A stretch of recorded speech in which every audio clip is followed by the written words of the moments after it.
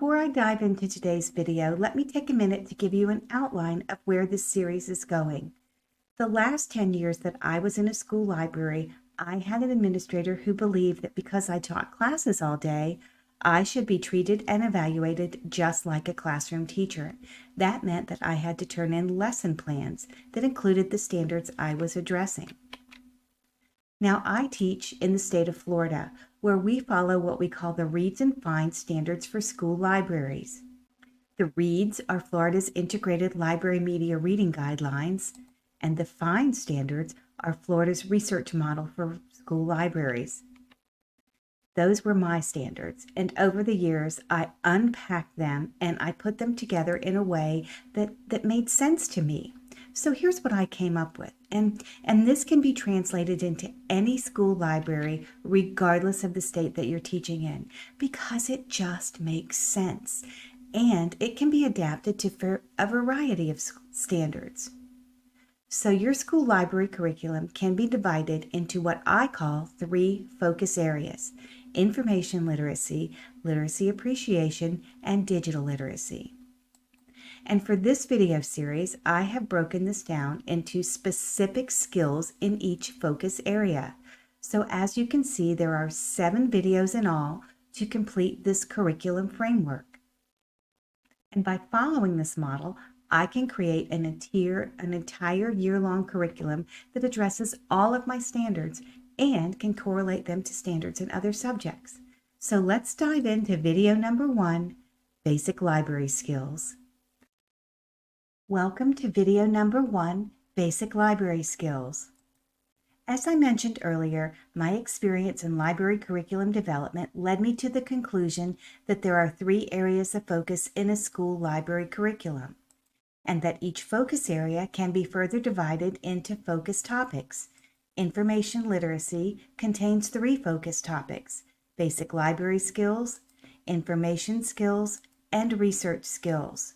And today's lesson, we're going to focus on basic library skills. During the pandemic, one of the strategies that we used to get books to kids was to use the hold system in our card catalog.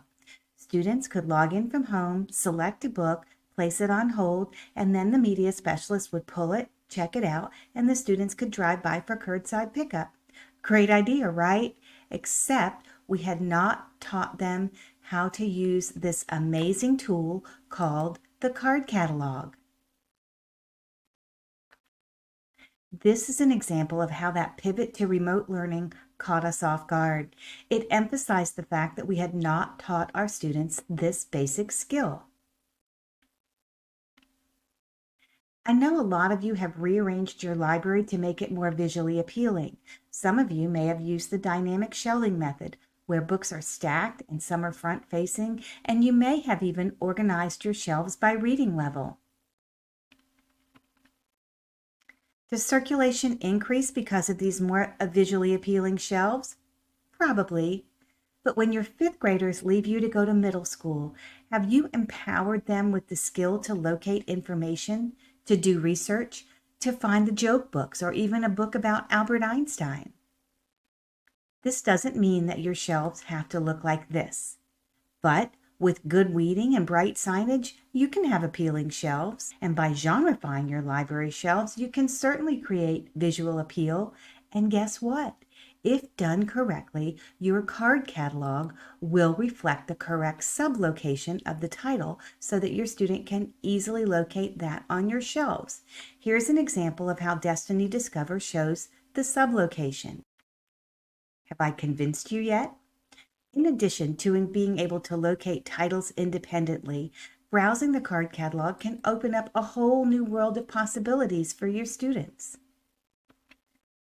Simply by searching keywords, your students will begin to realize that they can find all kinds of books in your library, and they can do it on their own. No more, where are the joke books? Where are the Captain Underbooks? Can you help me find a book about rabbits? By using the card catalog, your students can locate books on topics that they want independently. So that's my speech about how important it is to use the card catalog. This leads me to the second basic library skill we should teach our students, The Dewey Decimal System. Now, this does not mean that you would expect your littles to start asking for books from the 900s, but they should know that all of the books in the library are organized in a particular way. Talk about it, demonstrate it. But beginning in third grade, your students should understand that there are such things as the Dewey classifications and a general knowledge of what those classifications are. And by fifth grade, they should know the 10 categories. Now, remember when I said that this model sets up your students for success? Well, here's how. By following this plan, each focus topic can be broken down by grade level or grade band so your curriculum can spiral up as your students progress. It looks something like this. For K and 1, students should understand simple library organization, that things are organized alphabetically and numerically. And in second grade, you should start to introduce the idea that there are both fiction and nonfiction books in the library and where they are located. And in grades 3 through 5, you're refining those skills, and your students should be able to perform a title, author, and keyword search, and then locate the title independently. If you're interested, I have developed a library skills checklist for grades K through 5 that you can find in my Teachers Pay Teachers store. I'll put the link in the notes below. If anything I said in today's video has piqued your interest even a little bit, stick with me and hit the like button on this video. I have so much more to share, and remember that I said that all of these skills can be correlated to standards. Well, I have a huge announcement coming in a few weeks that will help you do just that. In order not to miss that announcement, be sure to sign up for my mailing list. You can sign up at www.mediapatty.com/video, and by doing so, you will receive a copy of the 19 things to teach in your library. And if you're looking for me on social media, I'm on Twitter and Instagram. You can check out my blog at www.mediapatty.com, or you can always email me at pattyduval@mediapatty.com. See you next time.